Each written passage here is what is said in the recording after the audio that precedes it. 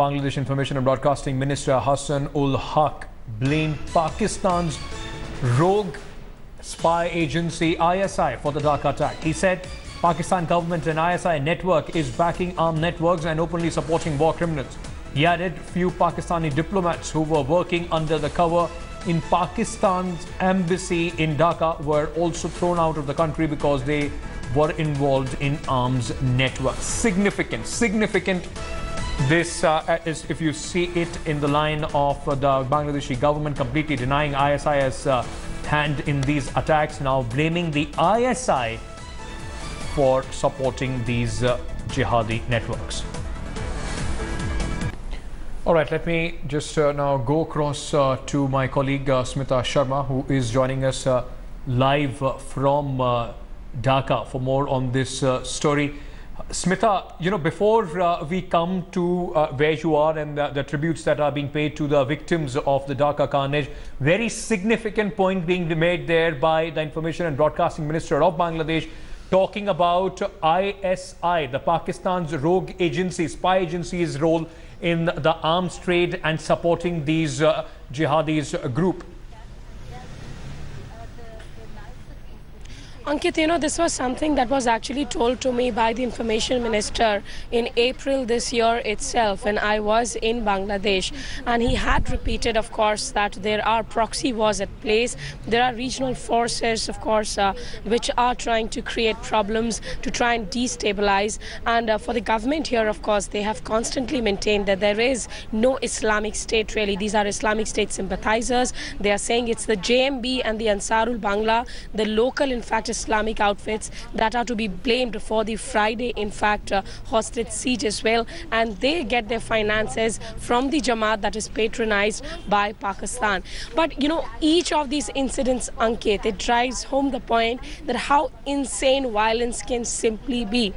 It's been 48 hours, just 48 hours back that horror was playing out on this very street, number 79 in Gulshan area. Today, tributes have been pouring in.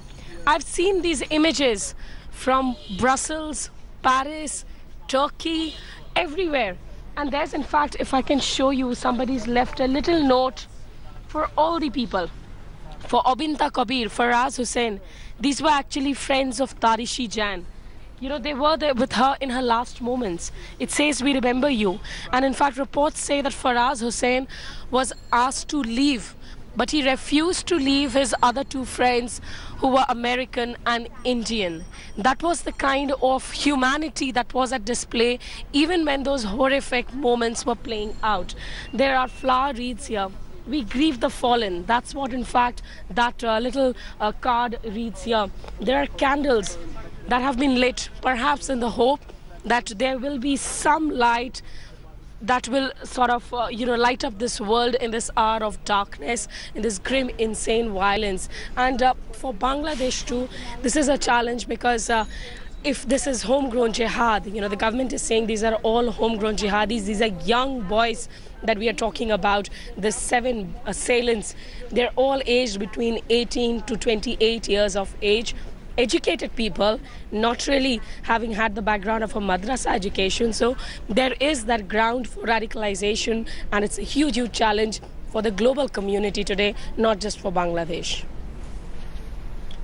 All right, Smita, just stay on with me while, in fact, Tarishi's mortal remains will be flown to New Delhi tomorrow, that is on Monday, from where it will be taken to her hometown in Firozabad in Uttar Pradesh. Her family is still coming to the terms with the loss. भैया का phone आया कि ऐसे ऐसे तारिशी उसके अंदर रह गई है होटल के अंदर। तब हमने घबराकर अपनी बहन को फ़ोन किया तो उसकी मम्मी वहाँ बाहर ही बैठी हुई थी और बोलती है कि जी मैं तो बहुत परेशान हूँ, कैसे भी तारिशी को बचा लो, वो तो अंदर फंस गई, किसी तरह से भी बाहर नहीं आ रही। तारुशी के चाचा हमारे साथ, उनसे बात करने की कोशिश करते हैं। आपकी कोई बातचीत हुई बांग्लादेश? बांग्लादेश से तो हम रेगुलर कांटेक्ट में हैं। हम जब से ये वारदात हुई है वहाँ पर परसों रात से हर पल की रिपोर्ट हमारे पास है, लेकिन हेल्पलेस में कुछ कर नहीं पा रहे थे। बस क्या बातचीत हुई तारुशी से? आपसे तो कोई बात नहीं हो पा रही थी क्योंकि वो तो होस्टेस थी वहाँ पर, लेकिन उसके फादर से मेरे बड़े भैया हैं जो, उनसे लगातार बात हो रही थी। रो रहे थे, बिलख रहे थे, माँ लावारिस की तरह रेस्टोरेंट के बाहर ओपन में पड़े हुए थे। कहीं कोई सुनवाई नहीं थी, कहीं कोई मदद नहीं थी।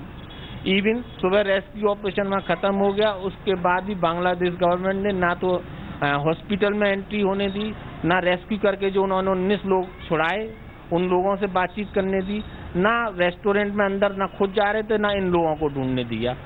2 बजे तक तो हमको यही नहीं मालूम था कि हमारी बेटी कहाँ है, मर गई, जिंदा है या इंजर्ड है या मिसिंग में है।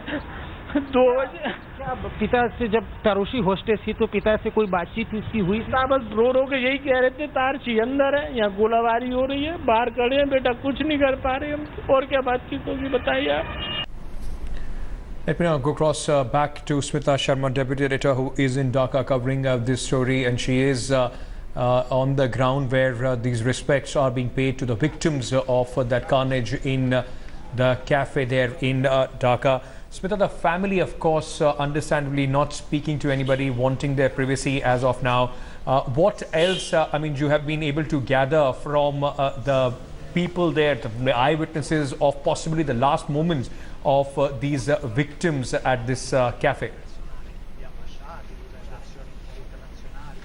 You know, as I was mentioning, we were trying to, of course, track Tarishi's family, the parents. The Indian High Commissioner Harsh Shringla met them yesterday, and they are in really, really bad shape, as can only be expected. And their pain is something we can perhaps, you know, say that we understand, but really it's not we who are going through that pain at the moment.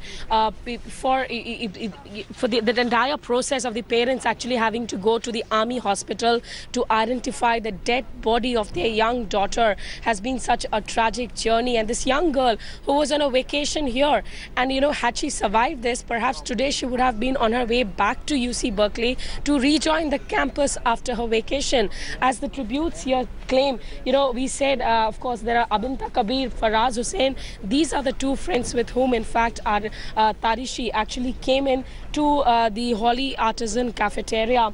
Now, that cafeteria is actually to the left side of this alley. It was around 7:45. There was an iftar party, there was a dinner party that was happening on Friday evening.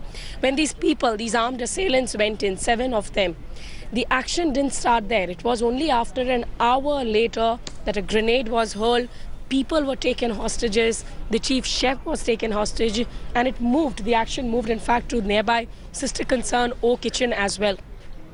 If you go down this lane, Ankit, there is there's a lake area as well. It's called the Clinic Lakeview, which is why, in fact, the Navy was roped in. And while all of this was transpiring, Tarishi was trying to make calls from that restroom, asking for help, panic calls to her parents, perhaps saying those last words that I do love you. But we do know that, you know, many of the victims were not just shot at, they were also hacked to death by the machete, which has been one of those images that has brutally haunted Bangladesh in the last few months. Thank you so much, Smita, for bringing us all those details and insight there from Dhaka. Well, just staying on this story, an Indian student, Tarishi Jain, who was in fact killed, as we were talking about her and her 2 friends, Faraz Ayaz Hussain and Abinta Kabir, who were also killed in the carnage that played at the Holy Artisan Bakery, reportedly because they were trying to protect Tarishi.